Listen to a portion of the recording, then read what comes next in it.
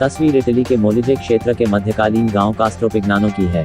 प्रशासन ने इस गांव में बसने के लिए €1 यानी करीब 90 रुपये में घर बेचने की योजना शुरू की है। इस तरह कास्ट्रोपिग्नानो सबसे सस्ता घर देने वाला दुनिया का पहला गांव बन गया है। अभी इस गांव में 900 लोग रहते हैं। 1930 के दशक में यहाँ 2500 लोग रहते थे। दूसरे विश्व युद्ध के दौरान कई लोग यहाँ से जाने लगे। गांव में 60% लोग 70 साल से ज्यादा उम्र के हैं। अब प्रशासन यह गांव फिर से बसाना चाहता है, इसलिए लोगों को सस्ते घर देने का वादा कर रहा है। कास्ट्रोपिग्नानो में पहले चरण में 100 घर बेचने के लिए रखे गए हैं।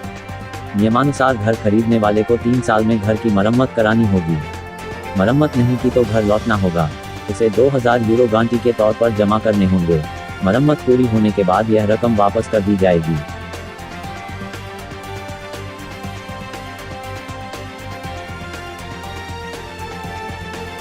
बेल्जियम का रेस्टोरेंट यहां आने वाले कस्टमर के लिए कैंपर वैन में खाना सर्व कर रहा है।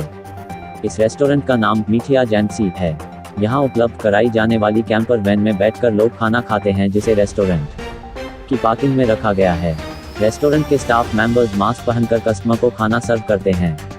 वैसे भी महामारी के बीच कई जगह रेस्टोरेंट में इंडोर डाइनिंग पर प्रतिबंध लगा हुआ है, इसलिए कई रेस्टोरेंट होम डिलीवरी के जरिए कस्टमर को खाना उपलब्ध करा रहे हैं।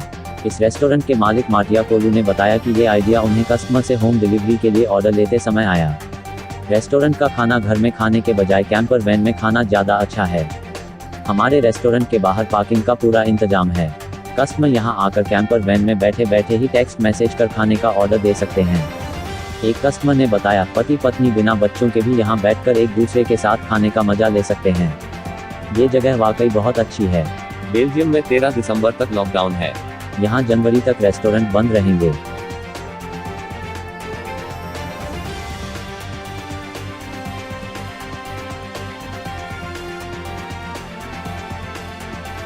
फिदेल कास्ट्रो क्यूबा के प्रधानमंत्री थे, इसके बाद राष्ट्रपति भी रहे।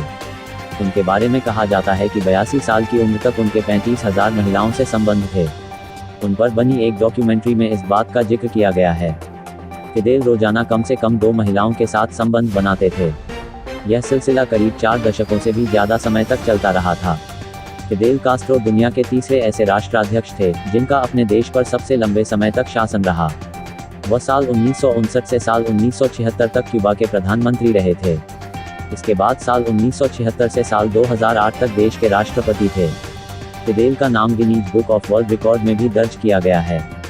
यह रिकॉर्ड भाषण देने के लिए था। 7 घंटे 10 मिनट का उनका सबसे लंबा भाषण क्यूबा में साल 1986 में रिकॉर्ड किया गया था।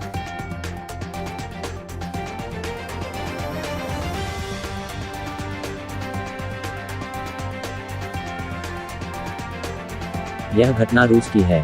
विक्टर प्राइवेट याट के कारोबार में है। मैकडी रेस्तरां तक पहुंचने के लिए करोड़पति विक्टर ने करीब 2 लाख रुपए में हेलीकॉप्टर राइड पर खर्च कर दिए। वह अपनी गर्लफ्रेंड को साथ लेकर हेलीकॉप्टर से बर्गर खाने गए थे। असल में 33 साल के विक्टर क्रीमिया में छुट्टी मना रहे थे, जिस दौरान उन्हें मैकडी का बर्गर खाने की तलब हुई। उसने 2 घंटे के लिए हेलीकॉप्टर बुक किया और मैकडॉनल्ड के रेस्तरां में पहुंच गया। उन्होंने क्रीमिया से क्रासनोडर का सफर किया। हेलीकॉप्टर से उड़ान भरकर वे करीब 360 किलोमीटर दूर मैकडी रेस्तरां में पहुंचे। रेस्तरां में विक्टर ने Big Mac, French fries, milkshake वगैरह ऑर्डर किया। रेस्तरां का बिल करीब 4,859 रुपये आया। वहीं हेलीकॉप्टर किराए पर देने वाली कंपनी ने कहा कि इससे पहले कभी भी ऐसी बुकिंग नहीं आई थी जब किसी व्यक्ति ने सिर्फ बर्गर खाने के लिए हेलीकॉप्टर में उड़ान भरी हो।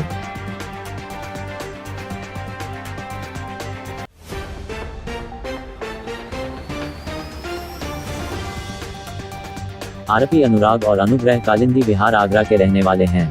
कुछ समय पहले उनके पिता की मौत हो गई थी। एक अन्य आरोपी जिसका नाम भावना है, वो नोएडा उत्तर प्रदेश एवं चौथा आरोपी अमित एतमादपुर उत्तर प्रदेश का रहने वाला है। चारों की उम्र 22 साल से 26 साल के बीच की ही है। भावना अपनी बातों में लोगों को फंसाती थी और उसके बाद उसके बाकी साथी लोगों के खातों को ट्रैक कर उनमें सेंध लगाते थे। बताया जा रहा है कि जयपुर के अलावा अन्य कई शहरों में भी इन लोगों ने शिकार किए हैं और लाखों रुपए ठगे हैं। मानसरोवर में रहने वाले 74 साल के बुजुर्ग ने अपनी जीवन भर की कमाई, सोना, बोर्ड, कीमती आइटम सब बेच डाले। पहले तो वे लालच में फंसे और बाद में डूबी हुई रकम को निकालने के चक्कर में और रुपए डुबोते गए। यहाँ तक कि उनको बैंक वालों ने भी सचेत किया, लेकिन वे नहीं माने। ऑनलाइन सामान खरीदने के बाद उनको 12 लाख रुपए की लॉटरी लगने का लालच दिया गया था। 8 महीनों के दौरान दर्जनों ट्रांजैक्शन में बुजुर्ग ने अपने 1.25 करोड़ रुपए डुबो दिए।